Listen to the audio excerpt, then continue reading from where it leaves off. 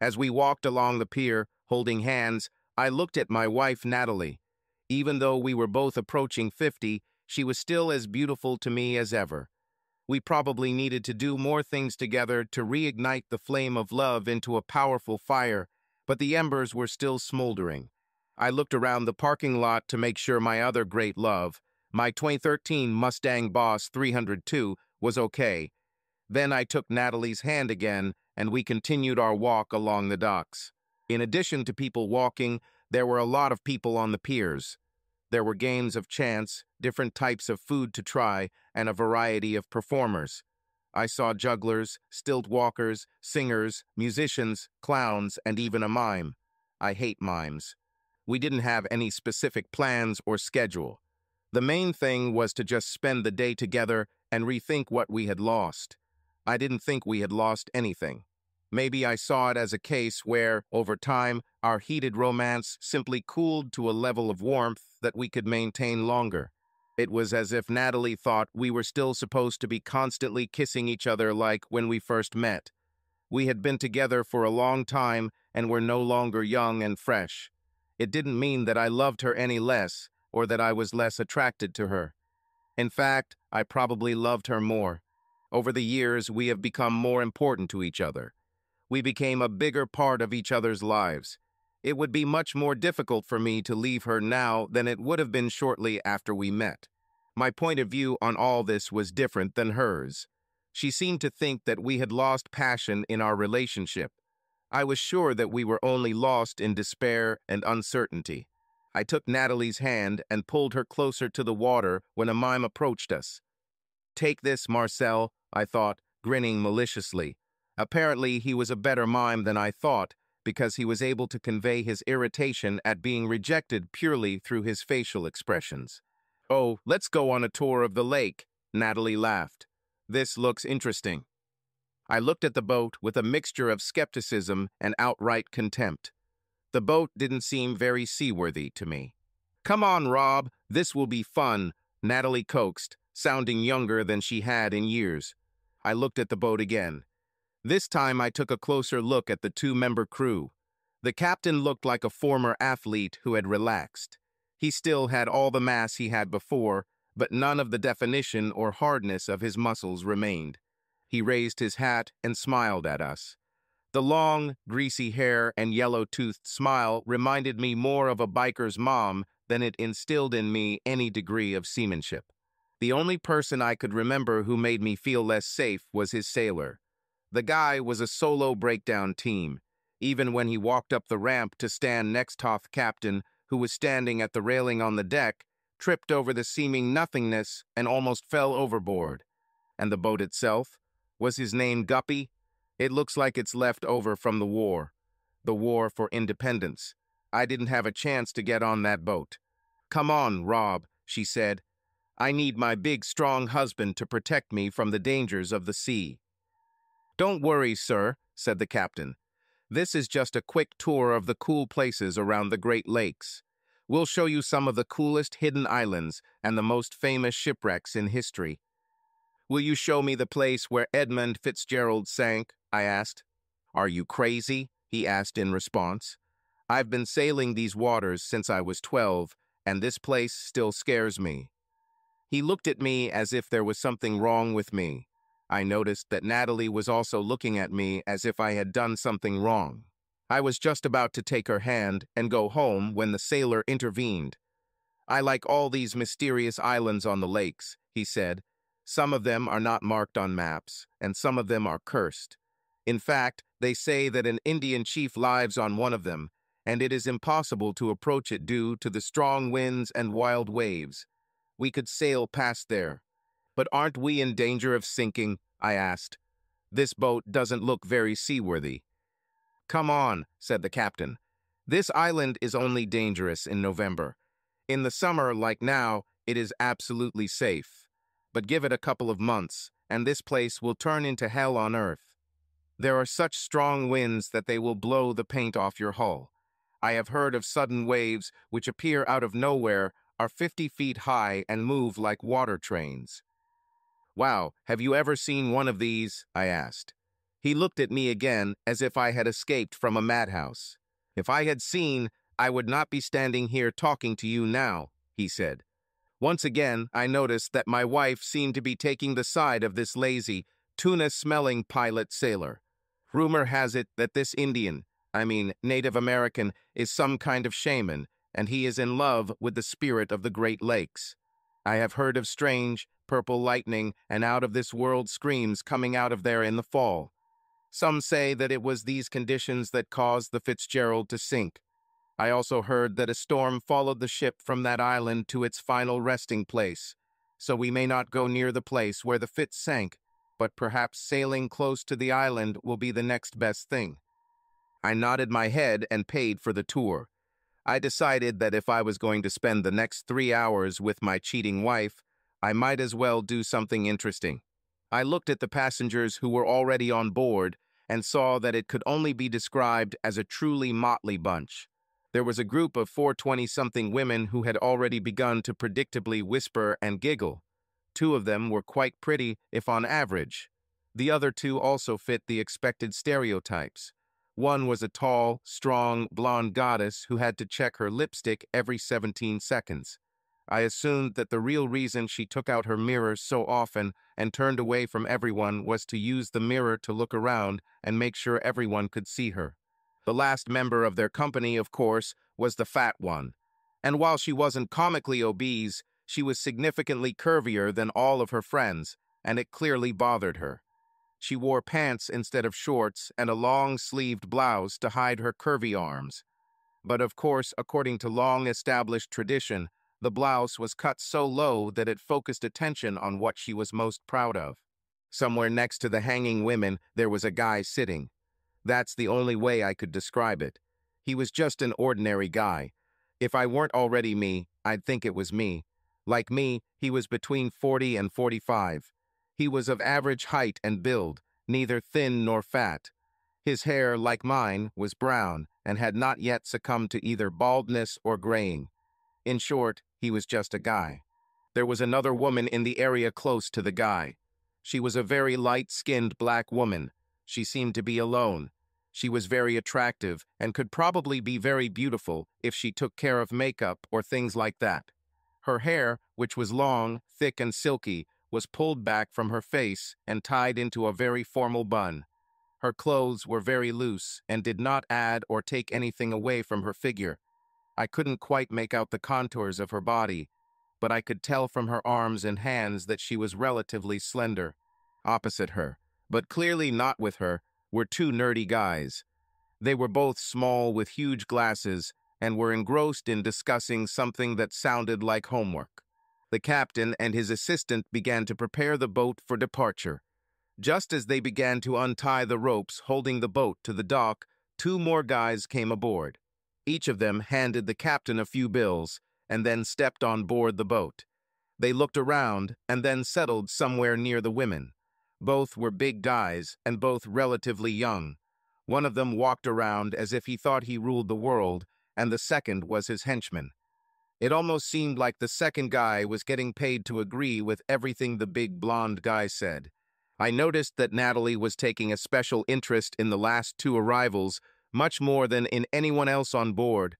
I stood up and went to sit on the other side of the boat. After a few moments, she came and sat next to me. "Nat, maybe you should go back to where you were sitting," I said. "Why, Rob?" she asked. "I'm beginning to see your point," I said. "Perhaps we really have grown apart over the years. I probably never saw it. I always thought everything was fine between us. I thought we still loved each other, and although we had grown old, we were still the same people." "But we are the same people," she said. "We may have made a few mistakes.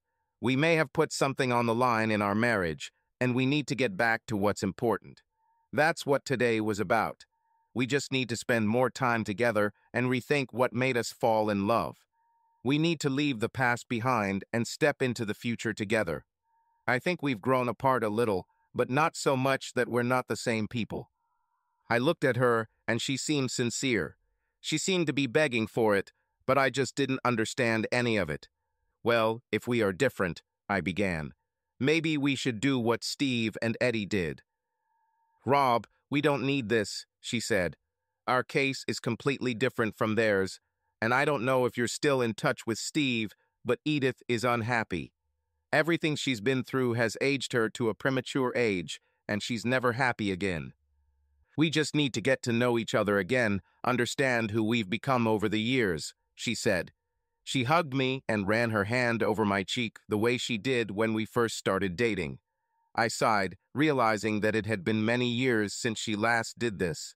It's amazing how much little things like that can mean. "I wanted to talk to you about something today," she said. "But maybe, given the mood we're in, it's worth waiting. Let's just have a good time and see if the captain and his Great Lakes scary tour can entertain us." "We might as well talk about whatever it is," I said. "I'm really not in the mood for any nonsense. I prefer to get bad news straight." "Rob, that's something. When two people spend a lot of time together, sometimes they experience life at different speeds, and what you're saying means we've split up, as you've been hinting at all morning," I interrupted sharply. "And to quickly end this story, you're fed up with us and want a divorce. And since both of our kids are already out of the house and in college, it seems like a good time." She looked at me with absolute horror in her eyes. "Rob, why the hell do you think I want this?" she asked. "You need to know that more than anything, I want us to be together." She grabbed my hands in hers and looked into my eyes. "Rob, we've done our duty to society. We've raised two wonderful kids. Sure, we've both made some mistakes, but you're still the person I want to spend the rest of my life with, and—" "I can't say," I interrupted. "What kind of woman constantly takes another man's side instead of her husband? I'm not sure I want to be married to a woman like that." "What are you talking about, Rob? You're not jealous of the captain, are you?" She laughed and squeezed my hand tighter. "Rob, I was going to tell you that we've raised our kids, our mortgage is under control, and we've done it before we've even turned 50. We're on the easy road and getting close to the finish line, but I think we're seeing things through. I think you want us to keep saving money, and you're going to keep working at your job for another 18 years until you're ready to retire at 65. "This is what ordinary people do," I said. She interrupted me with a look. "That's why ordinary people die or become too old to really do anything with their lives," she replied sharply. "Today begins a new chapter for us, Rob. This is not the end. This is not me telling you that I want a divorce. This is me telling you that I want us to get to know each other again. I want you to cut back on your work hours and I want you to use up your accumulated vacation time. I want us to travel, go hiking, and visit every little attraction we hear about. I want you to make me remember why all my girlfriends think you're so special and so cute. I want us to spend the rest of our lives falling in love with each other over and over again." Before I could answer her, there was a burst of vibration and engine noise as the good ship Guppy pulled away from the dock. The boat's movement was not as smooth as one might expect, but both the captain and his mate seemed accustomed to it. As we moved away from shore, safety, and my Mustang, I became accustomed to the boat's rough ride. "This is not a car," I told myself, "so I shouldn't expect it to feel like a car." Lake Superior is huge. In terms of area, it is the largest freshwater lake in the world. It is also the largest real lake. The only lake that is larger is the Caspian Sea, which is not actually a lake.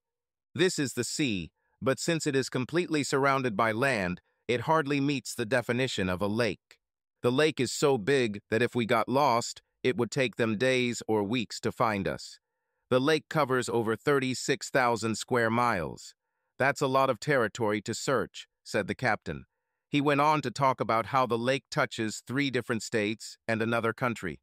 "But don't be afraid, boys," he said, smiling. "I know this lake is like my bathroom."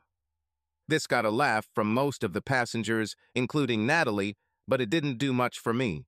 2 separate thoughts passed through me. The first was that the captain had a rather strong fishy smell. His assistant didn't have one, so perhaps the captain really didn't know his bath that well. The second thought was that perhaps the lake did really be the captain's bathroom.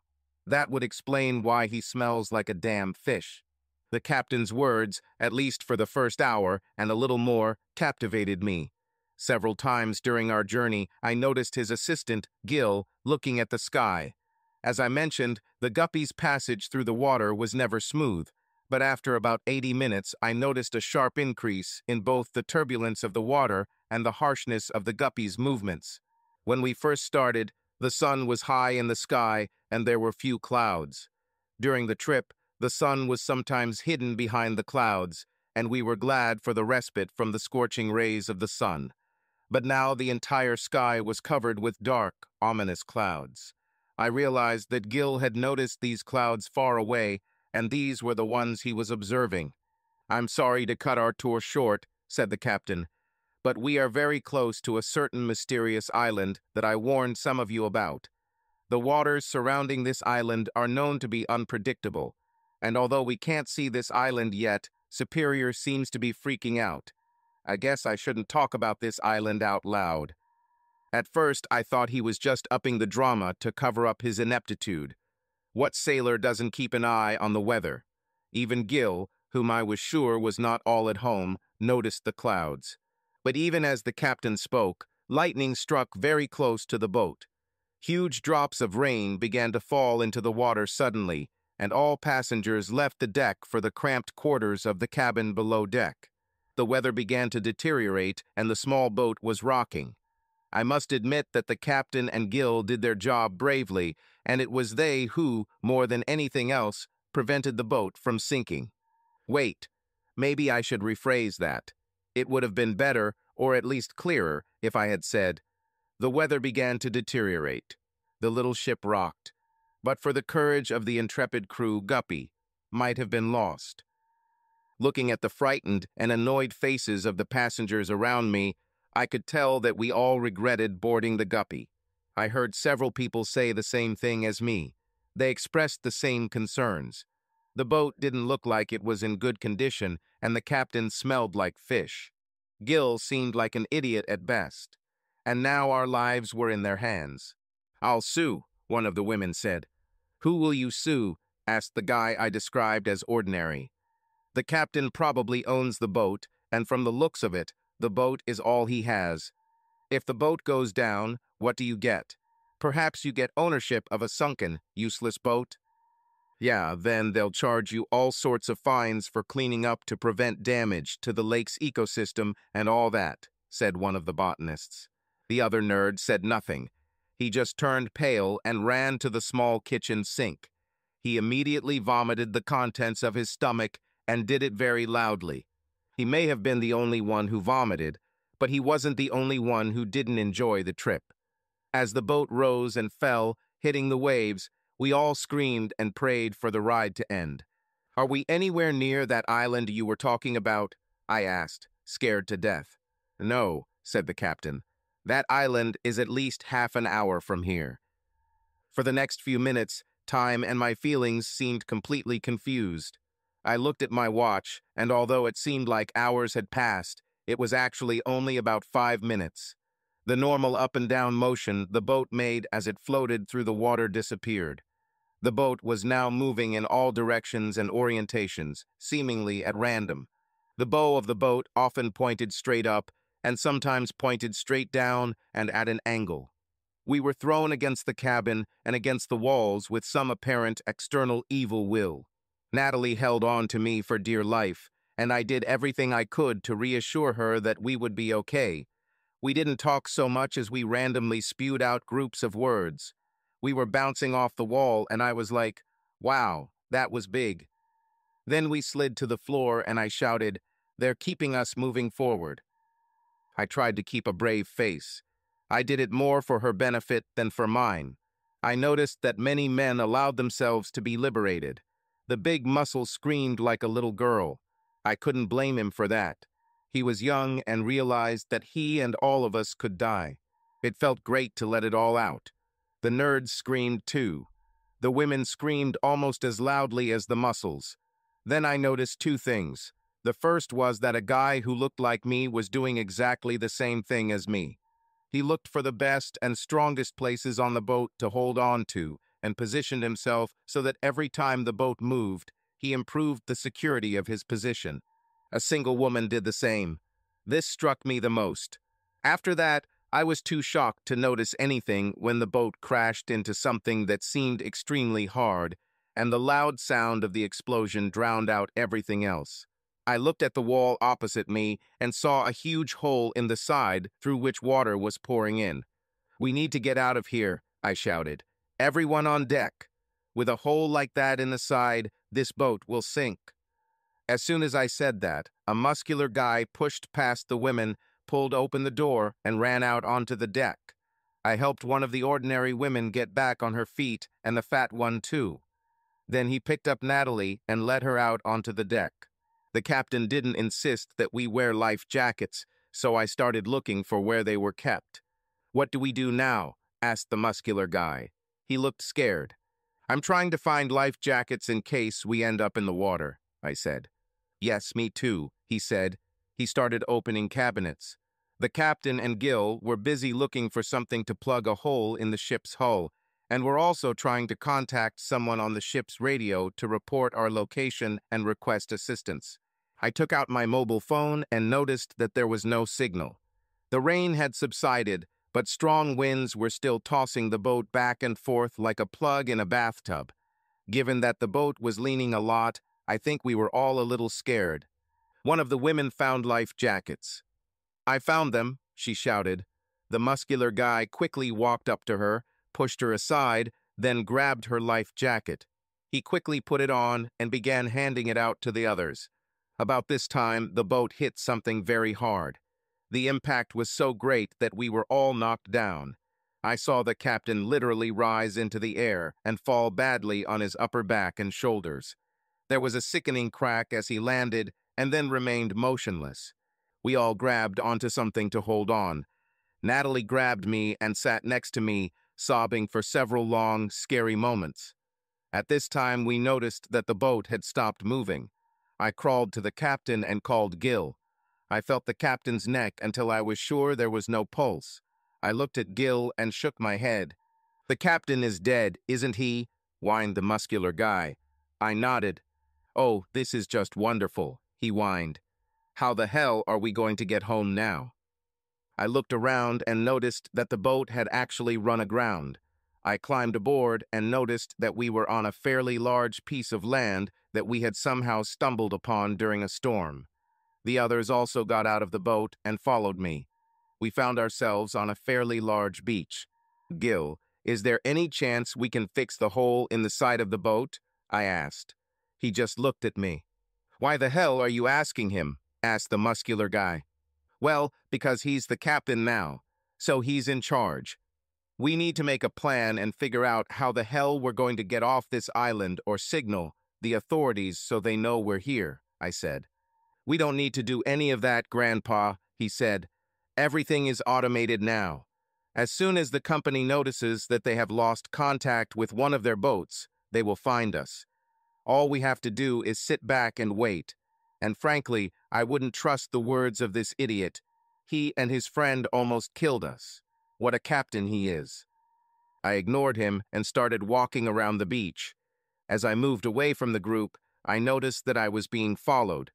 I turned around and saw Gil, the guy, and that quiet black woman following me. The guy who was just a guy caught up with me. "Are you exploring the island?" he asked. I nodded. "We need to know what's here in case the rescue the muscle guy talked about doesn't come. I know it sounds stupid, but there wasn't supposed to be a storm this afternoon." "There was one expected this evening and another one tomorrow afternoon," said I. "George Ignatowski," he said, holding out his hand. "Robert Sinclair," I said.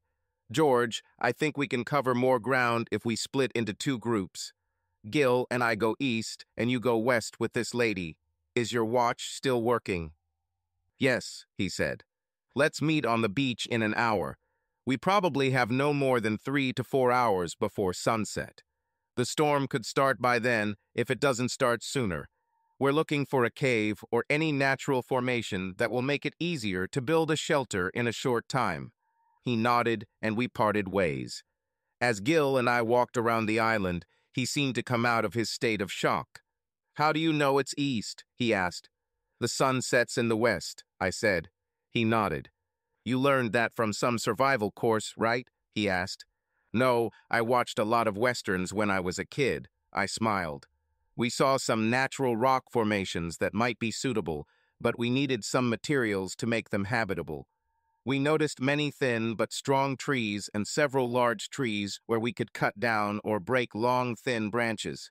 From talking to Gil, I got a pretty good idea of what supplies and tools were available on board the boat.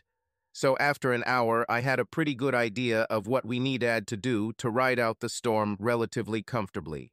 I sent Gil back to the boat with a list of things to bring back. I headed back to the beach to explain what we had found and the plan. If George didn't find a better place, we'd use what I found.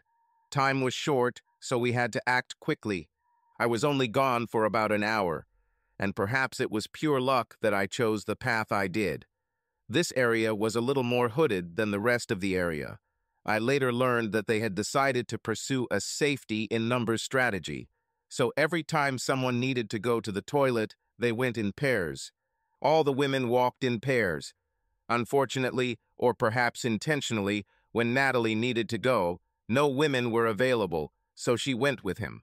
I heard them talking as I approached. I didn't try to walk quietly until I heard her voice. "But aren't you married?" he asked her. "This is not news," she said.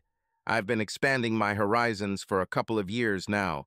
A friend of mine got caught, so I decided to stop, but maybe this isn't the right time to do it." Then I heard a sound that I recognized all too well. I also heard the guy groan. I knew what was happening, and I knew what I heard, but somehow it wasn't enough. I crept closer and saw my 40-year-old wife making love to a guy on his lap. Then she suddenly straightened up. I almost thought she heard me, but she looked towards the beach, checking if everyone was there. "Why did you stop?" he asked. "We're just getting started," she said. She lowered her panties and leaned forward. After a few minutes, he started moaning behind her. "Just remember that these young girls are prettier," she said. "But they won't do everything that I will do. And since you are now in charge, I expect you to take care of me so that I come out of this safe and sound. If you do this, I will give you as much as you want." "But what about your husband?" he muttered. "What he doesn't know doesn't hurt him," she said. "You can always give him something to do to make him feel important, like send him on a reconnaissance mission or something." I thought I should have been shocked.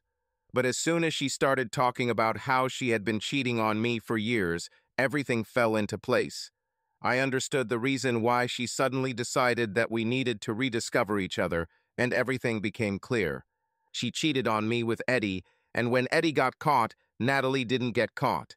She saw how it all ended for Eddie, and she didn't want that to happen to her, so she started this whole story about rekindling the romance between us.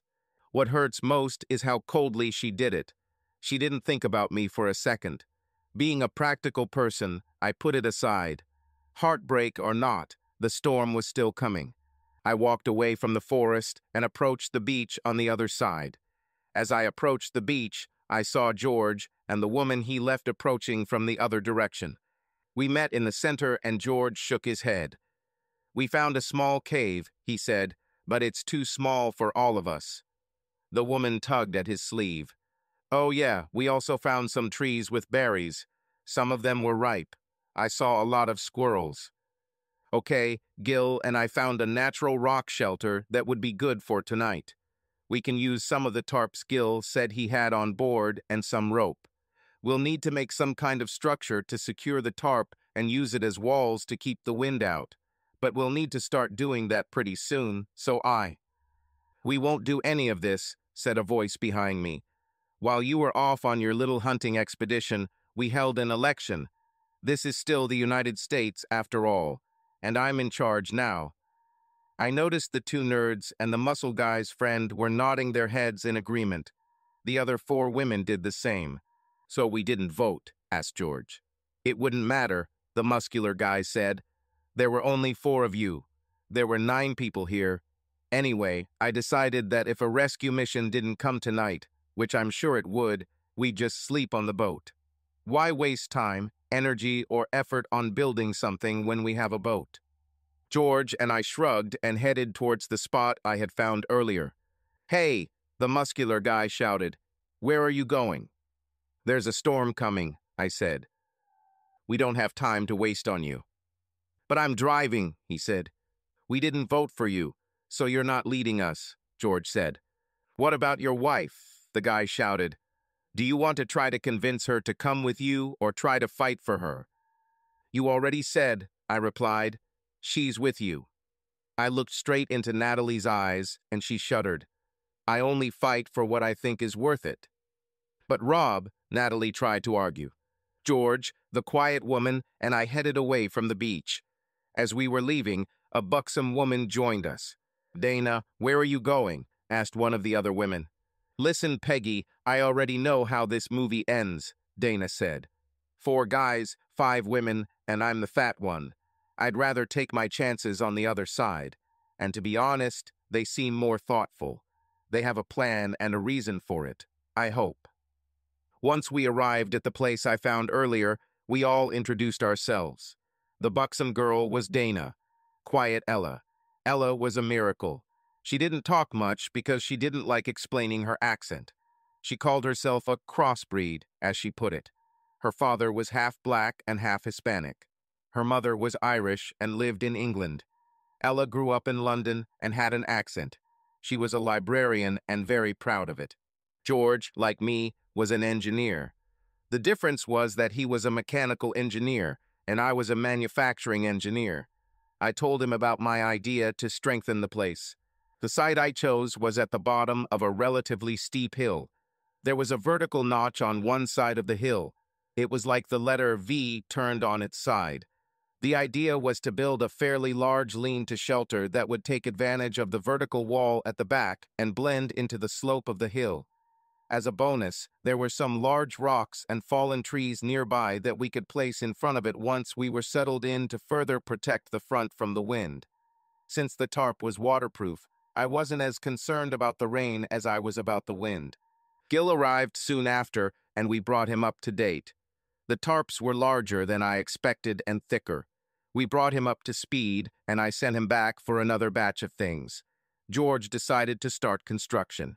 Dana and I went looking for suitable branches to tie together for the walls, and Ella returned for the berries she had collected earlier and anything else she could find edible.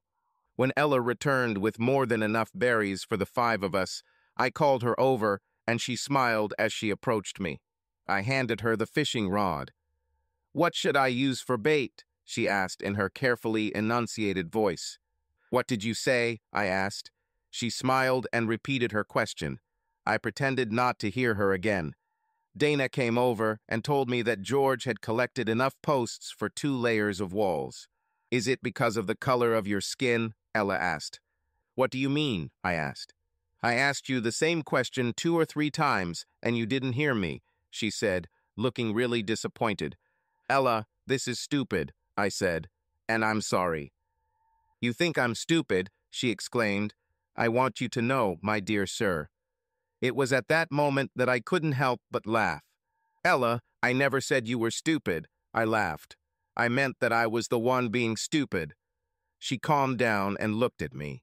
"I doubt you're stupid," she said, "and since we're all following your plan, if I'm wrong, we'll all get hurt." "Ella, I kept asking you to repeat yourself because I love hearing you talk," I said. "Your accent, your tone of voice, even the phrases you use are just magical. I could listen to you forever." We both blushed and walked away. "Ella," I shouted as she took the fishing rod, "the ground near some muddy places is full of worms. Try some of them and also some of your berries as bait." A few minutes later, she came up and took my hand, pulling me towards the puddle. "Attach this to my hook," she said, pointing to the big fat worm. George began to work, driving long posts into the side of the hill. If you look from a distance, they were almost invisible because he very accurately selected the angle of the hill. The next step was to put a tarp over them and then another layer of posts to protect the tarp from being blown off by strong winds. I asked Gil to place a large flat metal disc that he had brought from the boat in the center of the large canopy. I put a lot of crumpled paper and wood chips as well as pieces of dry wood in it. A few neatly placed metal skewers above it, and we had both a heat source and a stovetop. On his last return, Gil brought several bottles of water and 3 cans of soda. Clouds began to fill the sky. It took all of us together to push a large stone and a split stump in front of the wall. Using some smaller pieces of tarpaulin, we made blankets. We also had life jackets that we stretched out and piled up to use as mattresses. The finishing touch was when Ella appeared carrying 3 beautiful fish. "This is what I caught," she said. "I'll take care of it," said George. "I'll clean them." "Gil helped me get the first one off the hook," Ella said proudly.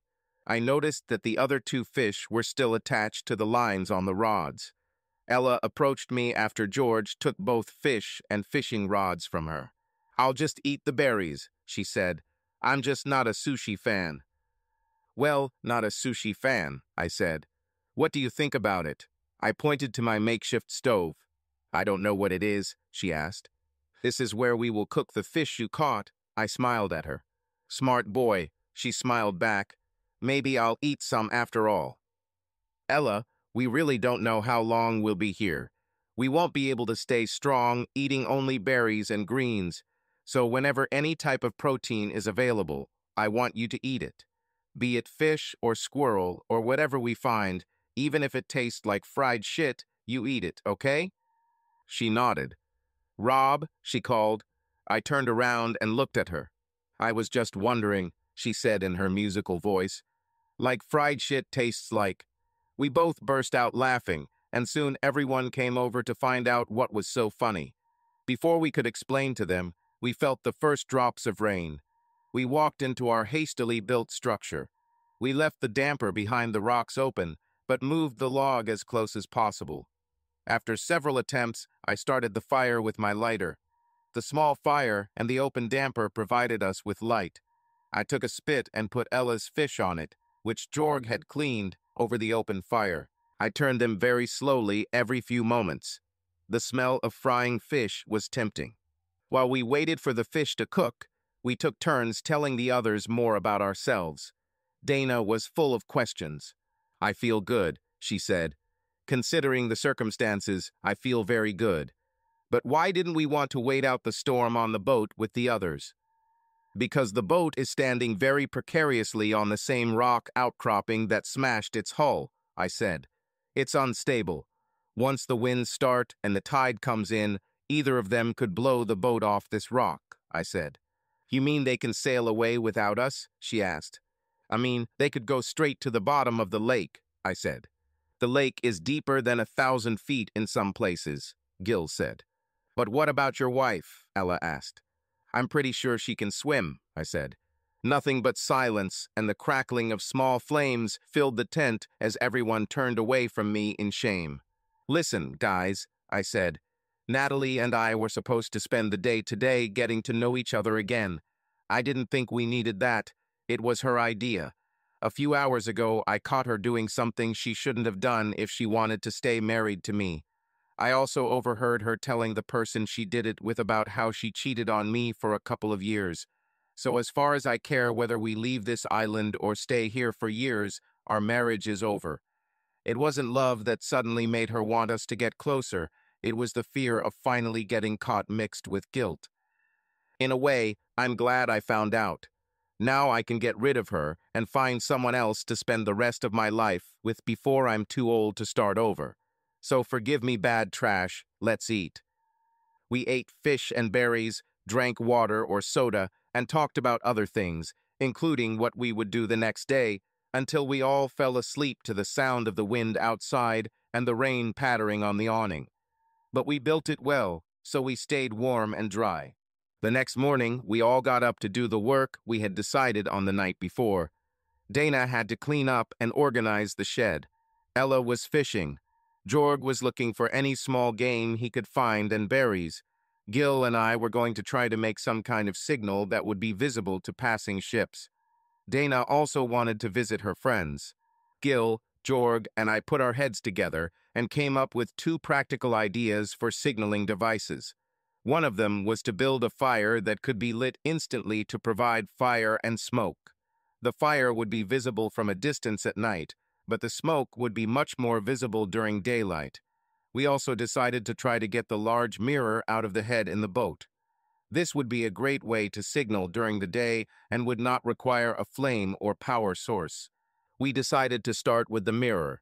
When we approached the beach, at first we thought that maybe they were all still on the ship. Then we saw them all huddled around a tree, trying to hug each other for warmth. I knew they would dry out during the day from the heat, but it was still a little chilly and they looked like they were frozen. Then we noticed that the boat had disappeared. They saw us around the same time. We realized the boat had sunk. Natalie and one of the young women stood up and swayed towards us. One of the botanists went with them. They looked terrible. "Why didn't you tell us the boat would sink?" asked the botanist. "You knew, didn't you?" "How did you guys stay dry?" Natalie asked. I ignored her. "Rob, we need to talk, honey," she said. "I have a feeling you're angry about something." "Okay, I did it again. I didn't take your side. Obviously, I was wrong and—" "Gil, let's swim and see how far underwater the boat is," I said. "We can always dry our clothes by the fire. Hopefully, they'll have something for us to eat when we get back." Everyone else turned their heads sharply in our direction when I said this. "Where do you get your food from?" asked the muscular guy, shivering from the cold. "You stole all the food from the boat, didn't you?" "Of course not," Gil said. "There's plenty of food on the island. You just have to know where to look and work together to get it." "Show us," Mr. Paish Muscles said. "We have things to do," I said. "Since you're on the team now, you should get off your ass and figure out your next move. But from what I remember from the weather forecast, it's supposed to rain today." "What do you mean by working together?" asked one of the botanists. "We all have different goals and different parts of the plan," I told them. "Some of us are cleaning up our territory. Others are getting food. Some of us are going to work on a way to signal ships from afar." "You obviously took all the good people," Mr. Muscles said. "This is unfair." "You left me with a bunch of useless women and nerds," he continued. "I thought nerds were supposed to be smart, but all these guys know is comic books and Lord of the Rings. It's really unfair. We should all get back together and be one group." "I'll talk to our group at lunch and get their opinion," I said. "Why don't you just tell them?" he said. "Because no one in our group is a leader," I said. "We discuss things and act on ideas that we think will work. We all have opinions, and we all have goals." "Why are you guys dry?" asked the blonde. Her makeup was running down her face, and she was cold and just looked terrible. "Our shelter is dry and protected from the wind," Gil said, "and the fire warmed us all up quite well." "Where did you find shelter?" asked Mr. Brownie's Muscles. "We didn't find him. We built it," Gil said. "Rob came up with the design, Ig, as we call George Ignikowski, built it. Dana made it cozy." "We're clearly sleeping with the wrong guys," the blonde hissed. Gil and I dove into the water and swam towards the rocky edge of the island. The boat was there, but it was at least 8 feet below the surface of the water. I took a deep breath and dived under the water. I stayed underwater as long as I could and still couldn't reach the head behind the mirror. Gil did better than me. He stood up with a small grill. "It's not that I didn't like the way you cooked last night," he said, "but this will make things a lot easier." Another group started following us as we left. I turned around and spoke to them. "Less than 24 hours ago, you all made a couple of really stupid decisions," I said. "You were all lucky you didn't drown when the boat sank. I'll talk to our group to see what they have to say about the possibility of everyone uniting again. We'll let you know." Natalie was still following me. "Where are you going?" she asked. "With you," she said. "We're still married, remember?" In the coldest voice I could muster, I told her, "Yesterday, while you were pleasuring that idiot, you told him that what I don't know won't hurt me. You were wrong, Nat. Now I know, and it still didn't hurt me that much. I'm ready to leave you and the past behind. As soon as we leave this island, we'll get a divorce. We're done." She just stood there in shock as Gil and I walked away. Over the next 3 days, The two groups had minimal contact. My group flourished. We found a way to use several long sections of pipe from the ship as makeshift snorkels. This allowed us to stay underwater long enough to get the mirror and a few other things we needed. The only real contact between the two groups was through Dana. She visited her friends every day and returned with terrifying stories. The other group, she said, was close to hunger and despair. Troy, the muscle guy, has turned into something of a pocket tyrant. He ruled his group through fear and intimidation. The women there, with the exception of Natalie, all wanted to move on to our group, but were afraid of what Troy would do.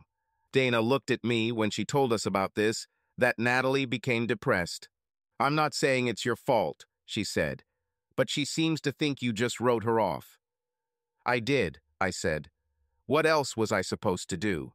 How would you feel if you knew that for the last 20 or so years you worked your hardest to support someone? You loved them with all your heart. You went above and beyond to make them happy, and you find out they've been cheating on you for years. Damn, I wish we could start our divorce while we're on this island so I could get rid of her ass even faster." "Don't you want to talk to her?" Dana asked. "Don't you want to know why this happened?" "Who cares?" I asked. "She wasn't taken by force, she wasn't tricked with substances, and she probably wasn't blackmailed. But even if that were true, she could have come to me and I would have moved heaven and earth to help her. Why is she doing this? It doesn't matter. The fact that she did it, and more than once, tells me that I don't want to be married to her. Women always talk about how all men are bastards and how we chase after everyone that has a hole, but some women are no better. I'm just unlucky to find such a woman. It's over. I'm not going to turn into some bitter old man who hates all women. I'm sure I'll find someone who watches things the same way I do." That morning, I got up early to walk to our section of the cliff that was closest to the water. We roughly shared the island with another group. The beach was on their property. It was a good deal because most of the fish seemed to be avoiding the beach, but they were numerous around our cliff. As I approached the cliff to check the pole we had dug into the rocky ground to mount the large mirror, I noticed Ella. She was sitting on the edge of a cliff, fishing, wearing only her underwear. She was wearing a very lacy bra and panty set. She was thin but curvy, and her breasts were huge for her size. I wondered, looking at her, why a woman with such curves wore such baggy clothes. Over the past few days, we've kind of split into pairs, with the exception of Gil. Dana and Ig spent a lot of time together, and Ella seemed to seek my company most of all. We sat together over meals, and she slept next to me at night, often snuggling with me when it was cold, but that was as far as we went. I wasn't sure I could say the same about Ig and Dana, despite the age difference. I was just about to approach her when I saw them. Troy, his friend, and two botanists emerged from the forest that shared the beach with our territory. They went straight to Ella. Troy grabbed her arm and tried to pull her back in the direction they came from. I ran as fast as I could and didn't stop until I got to them. I pushed Troy away from her and stood between them. "What are you doing here, old man?" Troy asked. "This is not your side of the island," I said. "We have a kind of unspoken agreement because we don't believe in each other's ideas." While I was speaking, Natalie and the young women approached from the other side. Dana, Ig, and Gil approached from the other side. "This side is the side that Gil, Ig, and I chose while you sat on your fat steroid ass telling us we were wasting our time. This is the land of Gil, Ig, and mine. That is, this is the land of Gil, Ig, and mine. This is the land of Dana and Ella. You belong to the other side." "He said it was Gilligan's Island?" asked one of the women. "I'm tired of all this nonsense," Troy shouted. "I'm tired of starving. I'm tired of thirsting. I'm tired of being sun-baked most of the day and freezing at night. I was wrong. I picked the wrong people. I thought that with Dave and I being the strongest guys on the island and my nerds being the smartest, we'll have the best of both worlds. Turns out my nerds are useless. Two of them have 3 or 4 PhDs. But who needs a degree in theoretical physics when you're stuck on an island in the middle of nowhere? Then I thought, we have all the women, and it turns out you somehow kept the prettiest one for yourself. I think we need to share the resources on this island so it's fair for everyone. You and the other old man are clearly the brains here, and your friend here is a hunter and gatherer. If I take her, I'll have food. And since you want her back, you'll build me a place to live, or even give me yours, right, old man? No, I said. Bullshit, he spat again. The fat girl comes every day to talk to her friends. And while these stupid women talk to her, I listen. I know they all want to come and stay with you. I heard all their nonsense about how we force them to sleep with you. Us, and that we have no food. Dana hid them with pieces of squirrel and fish. And she talked about all of you. I know that the fat girl is sleeping with another old man. And I know that you and the little English girl did nothing here, but you like each other. So you just have to decide if you're going to build me a place like yours, or just give me yours. No, I said again. So you're not even going to try to get her back, he asked. I won't have to, I said. You won't take her away. Before I could say anything else, I couldn't say another word. A huge fist came out of nowhere and hit me in the mouth so hard that I flew back. I guess you weren't smart enough to see it coming, he muttered. You're smart and all, but it's time for someone to show you your place here. As soon as I stood up, he hit me again. This time the fist hit me in the eye. Stop, said a female voice. Don't hit him anymore. I'll go with you. I'll fish and pick berries and whatever you want, just leave him alone. Smart girl, he said. He stood over me and I was furious. I haven't been in a fight since high school. No, I said again. I exaggerated my uncontrollable state as I rose to my feet. I admit you have some guts for an old man, he laughed. You're the only one here who stands in front of me. I clenched my fist and swung awkwardly at him. I missed it by a mile on purpose. We don't have to do that, old man, he said. Although, I'm wondering one thing. Why are you so ready to fight for her when you didn't fight for your own wife? It's easy, I said, still struggling for balance. Ella is worth it. I approached him and pulled my fist back again. He smiled. I swung my fist awkwardly and he leaned back. At that moment, I pulled my leg back and kicked him in the groin as hard as I could. I was sure his scream could be heard across Lake Superior and all the way back home. When he leaned over, I raised my knee up and into his face, and he fell. His friend looked at me in shock. You were pretending, he said. You weren't that discouraged. It's cheating. I laughed. He's 6 inches taller than me. He weighs probably 80 pounds more and has a much longer reach than me. He's also 20 years younger and in better shape. Is that what you call a fair fight? He was desperate, Dave said. We don't know anything about survival. Troy was always hot-tempered and always thought he should be a leader. When we were on the boat, you were always coming up with ideas of what to do. Even in a storm, Troy screamed like a girl. It humiliated him so much that he needed his courage back after that. When you left to explore the island, he turned it into a popularity contest and held his own little elections. You should have gone along with it, but you just left us there. I think you were more angry with your wife than with anything else. Troy groaned, but didn't wake up. And you can't blame Troy for his wife. He's a guy. She offered herself to him, so he took her. She's not even his type. She's too old for us. It was just fun. I thought it was cool because it meant I was getting a blonde with swimming rings. God, how disappointing. Fuck you, Dave, the blonde snorted. You already have, several times, Dave said, and it's not that great. The blonde without makeup didn't look all that attractive as she stood there and muttered. At that moment, Troy woke up. Dude, are you okay? Dave asked. My gear hurts so much it's throbbing, Troy moaned in a pitiful voice. Ella slowly approached me. Dave and the nerds had a hard time looking away from her. She took her hair out of its unattractive bun and pulled it into one long ponytail that hung behind her like a black waterfall.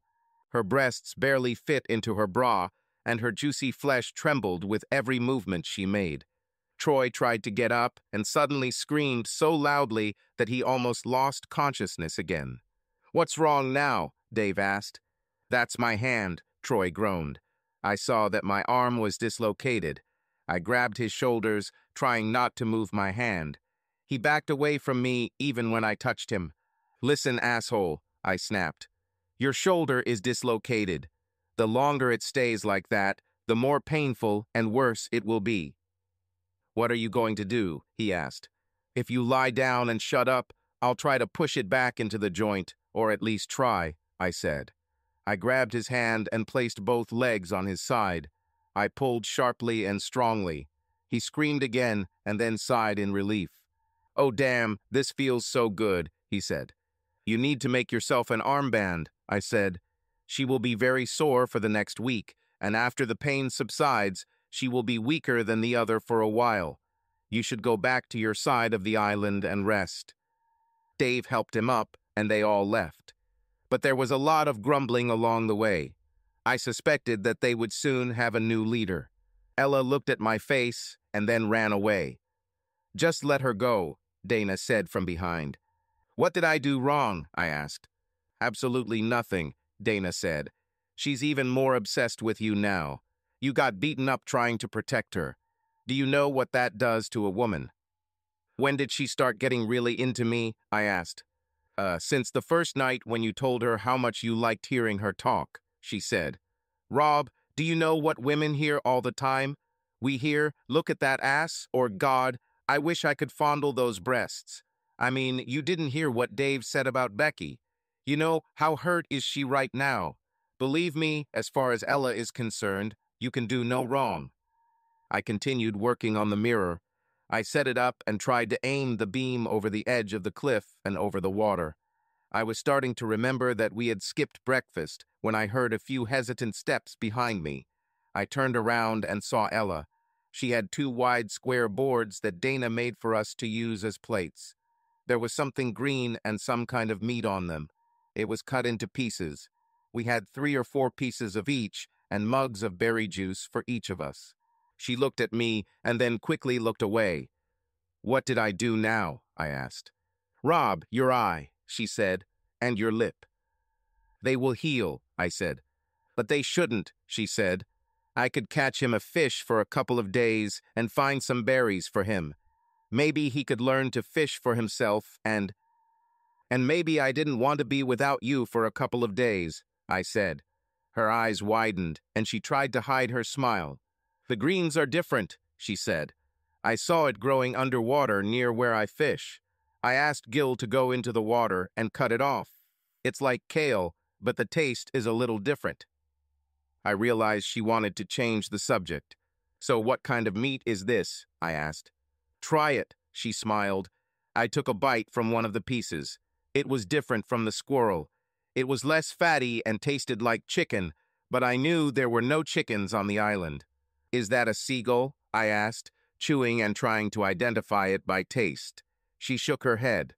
"Don't tell me it's a pigeon," I said, taking another bite. "Ig caught him," she said. "It's a snake." I quickly spat it out and took a long sip of berry juice. "Rob, do you know the first time I realized you cared about me?" she asked. I shook my head. "When you told me you wanted me to eat every kind of protein available, even if it tasted like fried crap. You didn't say that to anyone else. It seemed so important to you that I stay healthy. So now I want you to eat your snake for me. It's not as tasty as fish, but it's protein and it's better than fried crap." From that moment on, something happened between us. We never discussed it or made an official statement, but we became a couple. We also never separated. Since we could not store orphan food, we began to give our surplus to another group. When we first came to them with a bucket of fried fish and some green ones, they pounced on the food and devoured it by the handful. Unlike us, they had no concept of sharing or teamwork. Everyone simply grabbed as much food as they could and moved away.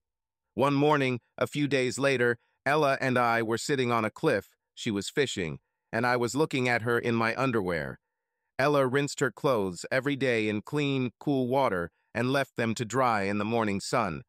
While her clothes were drying, she fished in her underwear. Usually, by the time her clothes were dry, she had enough fish for the day. When she put on clothes, she rinsed her underwear. Since we became a couple, we haven't had sex yet, but we started kissing a lot. So that morning, as she sat there, fishing and smiling back at me, I knew we were going to lie on the soft grass and exchange many slow, wet kisses that would last for hours. As I looked at her, she casually raised one of her hands slowly up her side until her long fingers rested on her bra-covered chest. She pulled one of the lace cups down and then the other, releasing two gorgeous pale tan breasts. At that moment, teleportation became a reality. 1 second, I was sitting on the grass about 10 feet away from her. The next second, I was on her lap, caressing those breasts, and I had no memory of touching the ground between us. Suddenly, she sighed and said, "Rob." "I'm not going to stop," I said. "I want you so much." "Not even for that boat," she said. "What kind of boat?" I asked. I stood up and looked at the water, and she was right. The boat was not very big, but it moved. I ran to the mirror and directed the beam at the boat. At first, I thought she would just swim by, but she slowed down, and then Ella and I started jumping, giving signals. The boat turned towards us. Gil heard our scream and ran over.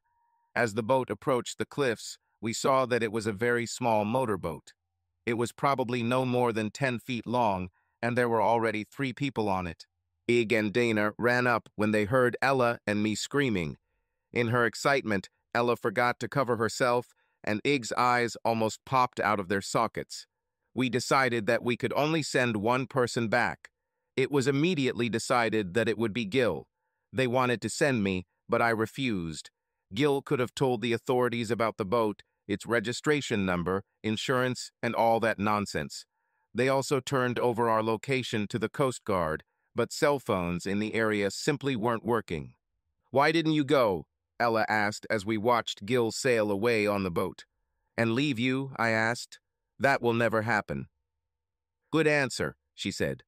When Dana and Ig disappeared again, doing their own thing when they weren't around, Ella and I headed to the other side of the island. As soon as we got there, everyone gathered around. Before we even started talking, I heard a small sigh. I looked up and saw that Natalie had noticed Ella and I holding hands. "Where is the food?" asked one of the botanists. "Everything you need will be here soon," I said. We were saved. "What how?" Dave asked. "Mirror," I said. Ella and I were on the cliff fishing when she spotted the boat. I used the mirror for signals. The boat was too small to take more than one person, so we sent Gil. They will send a rescue boat. Everyone got excited, and we heard a lot of talk about the first thing some of them wanted to do when they came back. There were other conversations as well. I heard someone ask if Ella always wears her underwear. I also heard someone asking what we were doing alone on the cliff in the morning. "Who cares?" someone else said. "This is the end. We're going home." A little over 2 hours later, I was leaning on the railing of the Great Lakes lifeboat. As I watched the island slowly shrink, I could still make out where we had set up camp. I wondered what would become of our primitive shelter. "$1 for your thoughts," said a quiet voice next to me. His crisp British accent made the mangled line even more special. "My thoughts are worth at least $5, I said. "Can I try to guess first?" she said. "That's a lot of money, especially for a poor librarian." "Okay," I said. I talked to Dana. She went back to her friends. She and Ig got together and talked. He explained to her very nicely that what they had would always be special to him, but it was just an accident that happened on the island. It would never survive in real life. She agreed with him and said he was too old for her. So she would go back to her old lifestyle, and he would go back to his wife. The island was just an episode, she said. Looking at me, I nodded my head. "Is that what you did?" she asked. "Were you trying to think of a nice way to say this to me?" "Something like that," I said. I watched as she tried and failed to keep her expression calm. "I was just thinking that after our wedding we could rent a boat and come back here for our honeymoon.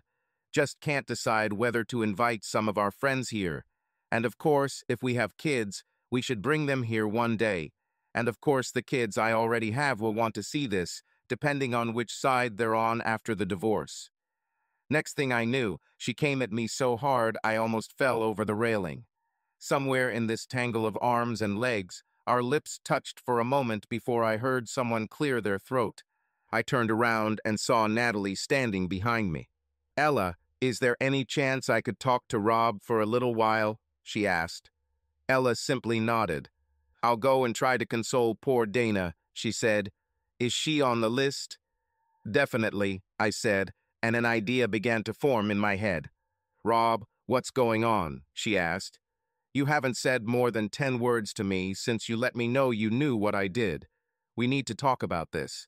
I talked to Dana while we were on the island. She told me something that just doesn't make sense. I think you have the wrong idea about what happened here. Natalie, as soon as this ship docks, I'll file for divorce.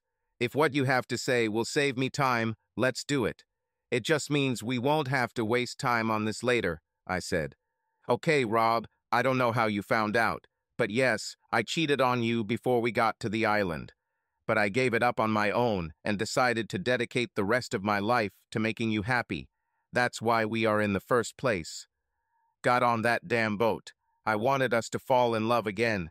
I quit, Rob. I would never do that again. That should say something," she said. "That says," I said, and she smiled. "That says nothing. Mathematically, 0 is something. What else did you want to say?" "Well, you know that Troy forced us all to have sex with him and other guys, and—" Even as she said it, she knew that I knew she was lying. "Nat, do you think I found out that you slept with Troy and cheated on me?" I asked. "Dana told you, right?" she said. "No, Nat, you told me yourself," I said. "Before you sided with Troy against me, which was the same thing you did with the captain, I was there in the bushes. I saw you satisfying him and how you had sex with him. I heard you told him about her cheating. It's really funny that a guy I don't like at all cared more about our marriage than you. I heard him ask you, 'What about your husband?'" "Rob, I was afraid," she whined. "I wanted to have the best chance of survival." "Well, you picked the wrong one," I said. "And I paid for it, Rob," she said. "They treated us like bitches. Ella only had to have sex with you. She probably even liked it. We were passed around like party prizes, regardless of our consent, and those 2 nerds were sadists." "Natalie, Ella and I haven't had sex yet," I said. "I think we'll wait until the wedding." "You can't be serious," she said. "Are you really going to divorce me?" "That's the plan," I said, "just like Steve and Eddie." "Rob, Steve and Eddie are nothing like us. They haven't been married that long, and they don't have 2 kids to explain it to. Okay, I had sex with some guys. The whole time I was dating Eddie, it was just for fun. It was only sex, and there were no permanent partners. It was just casual, nameless sex, and I always came home to you. I never embarrassed you or did anything with anyone or one of our friends." "So what?" I said. "So it's as much your fault as it is mine," she said sharply. "I waited 20 years while you went to work every day. I was bored. I felt less than human." "Tell that to Oprah or Dr. Phil," I snapped. "After our divorce, write a book and be on The View. But don't give me that crap. It's such a cliché. I went out and broke my back every day to give you what you wanted. I bought a house in the hood where you wanted to live. I bought you the car you wanted to drive. When you ask for things like that, you have to pay for it. My part of the payment is working hard to pay off the loans. Your part is taking care of our house and looking after the children. If you wanted to change or wanted to get a job yourself, all you had to do was say so. All you had to do was say, 'Honey, I want to get a job and help.' Even if your job only paid for daycare for the kids, it would be almost the same. You can sit here and tell me all these stupid excuses, but you couldn't tell me you were bored." She looked at me as if she had never thought about it. "Well, what you're doing is not the same as what I was doing," she replied sharply. "I've had a few innocent, minor affairs with guys I don't even remember. You went out and found a woman to replace me." I laughed. Are you laughing because you don't consider your relationship with Ella serious? She asked. Okay, how much time do you need with her before your wounded ego allows us to get back together? Natalie, Ella can never replace you, I said. She smiled. Ella is younger than you, smarter than you, prettier than you, better built than you've ever been, and most importantly, she believed in me. Before we met, she listened to me and Troy and chose my side when my own wife didn't. As for time, I want to spend the rest of my life with her. What will we tell our friends? What will we tell our children? She asked plaintively. I don't want to end up like Eddie. You can tell them whatever you want, I said. I'll tell them the truth. Once we arrived at the dock, the race really began. I had already told Natalie that I intended to leave the house, so she needed to find another place. And since she couldn't afford the mortgage without a job or significant child support anyway, she agreed. She decided to move in with her parents and pick up her things on Saturday. I got into my Mustang and drove home. While I was there, I called the same divorce lawyer that Steve used. Steve ended up paying Eddie pennies, and I hoped for the same. I had one more ace up my sleeve, actually two. While I was busy separating bank accounts and canceling all the credit cards Natalie used, she chose a different path. She called our kids and told them a bunch of funny lies. She hired her own lawyer and tried to fight every settlement offer I made. We went through consultations. Even our therapist was shocked by Natalie's actions. The consultations were unsuccessful, but they took 8 weeks. As a last-ditch attempt to avoid going to court, we went to arbitration.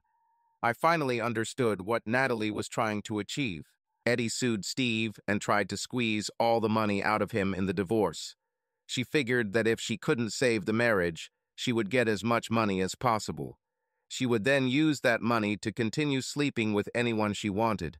The judge didn't give her as much as she expected, and even that was limited to 2 years.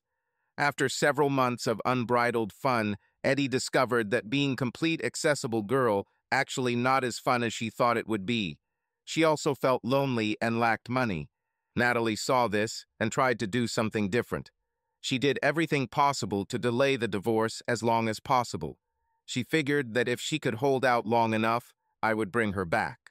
She also had our kids, her parents, and a lot of our friends that she told the same bunch of lies to in an attempt to convince me to work on our relationship.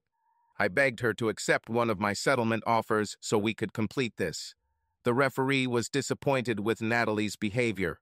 In the end, he just asked her what she wanted, thinking we could use that as a starting point for negotiations.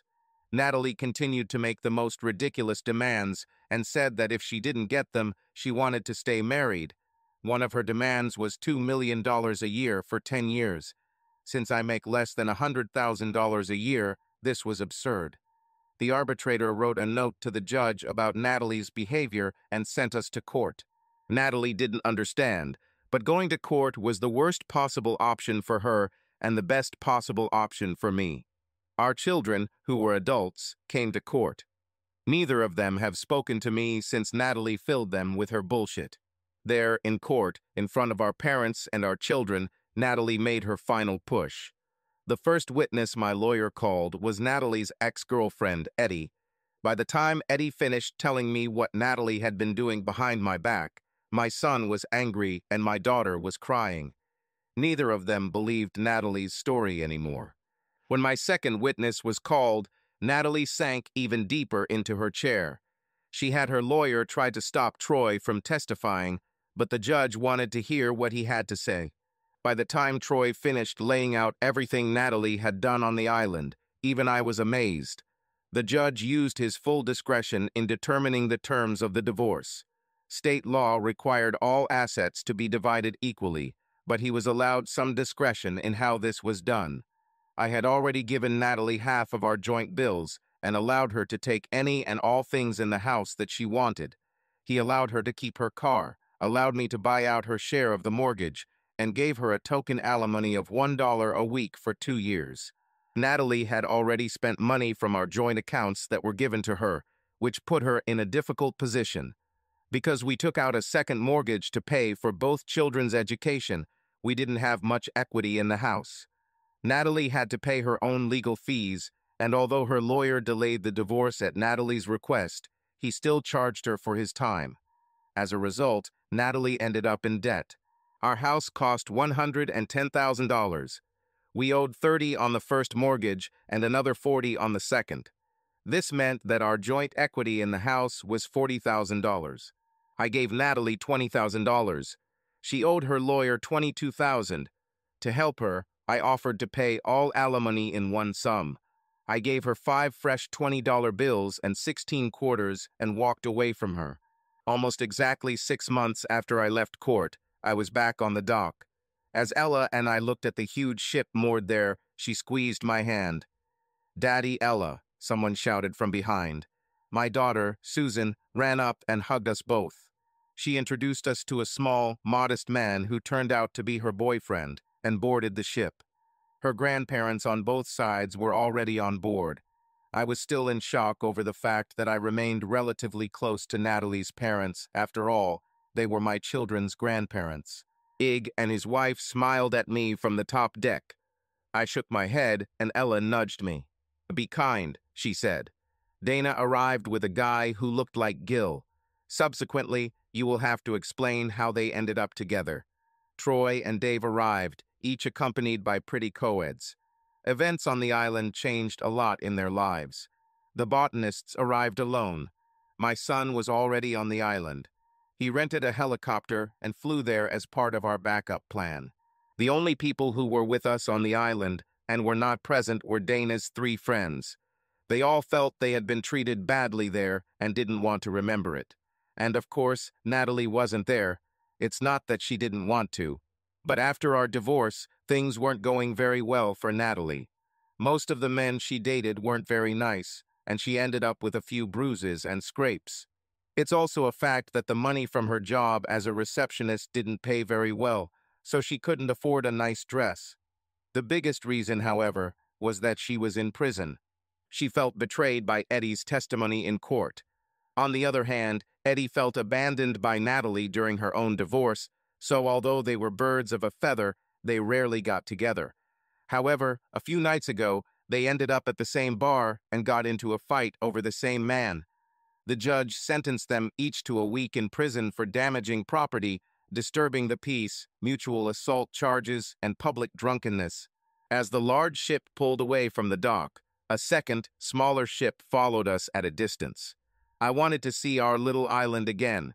We wanted to get married there, and while everyone else slept in the comfort of the ship, Ella and I would spend the first night of our honeymoon in our primitive shelter. We would then board a helicopter and return to catch the start of our real honeymoon in Vegas. $1 for your thoughts, Ella said next to me. "Oh, I don't have to pay for them anymore. We'll be married in a couple of hours, and we'll be together forever. I'll never do anything to lose you. I love you too much." "I could listen to you forever," I said.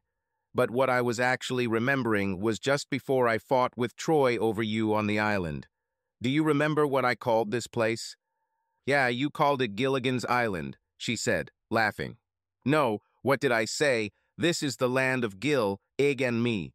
Maybe the 3 of us should look into the possibility of buying it." "Maybe not," she said. But we lived happily ever after. Subscribe to our channel so that your second chaff doesn't cheat on you, and go ahead and listen to the next story, because this story is nothing compared to the next one. If you're under 18, don't even think about listening to the next one.